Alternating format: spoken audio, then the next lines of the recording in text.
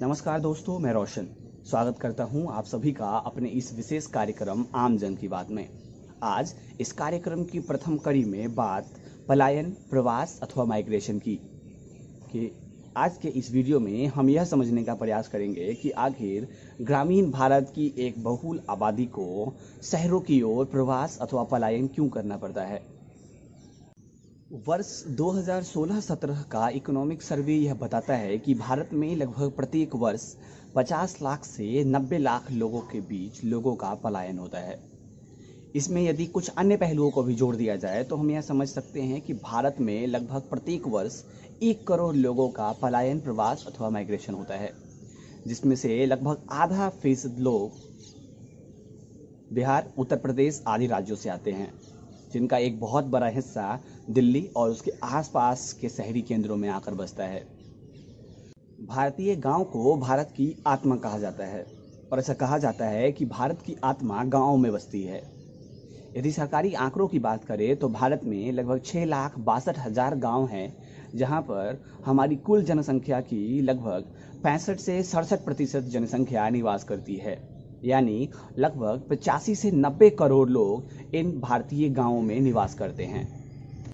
दोस्तों, हमारे गांव संसाधनों से परिपूर्ण हैं।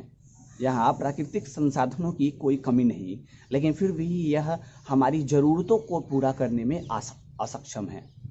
आज के इस वीडियो में हम यह समझने का प्रयास करेंगे कि आखिर ग्रामीण क्षेत्र के रहने वाले लोगों को शहर की ओर पलायन क्यों करना पड़ता है।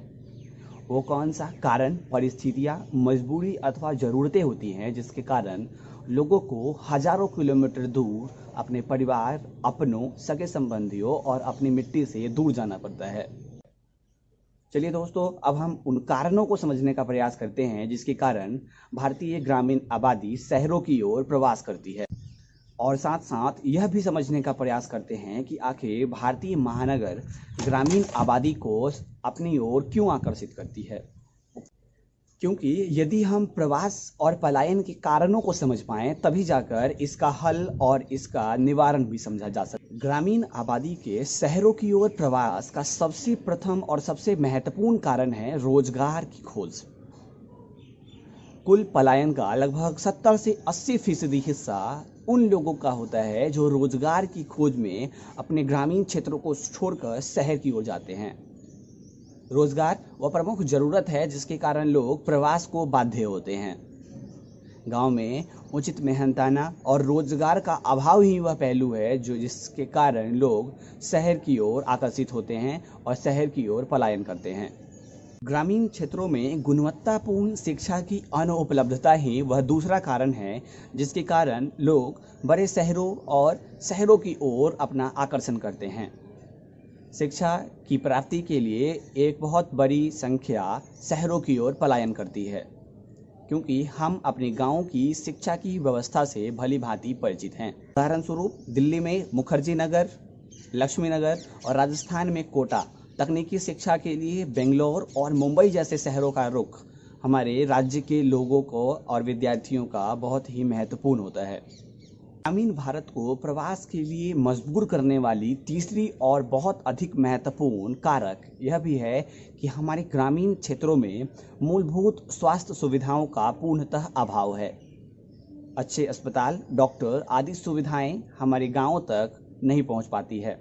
ऐसे में गांव में रहने वाले लोग शहर की ओर प्रवास करना ज़्यादा अधिक और अच्छा समझते हैं। मिलाकर हम यह कह सकते हैं कि जीवन की मूलभूत सुविधाओं का अभाव ही ग्रामीण क्षेत्र के लोगों को शहर की ओर पलायन करने को विवश करता है।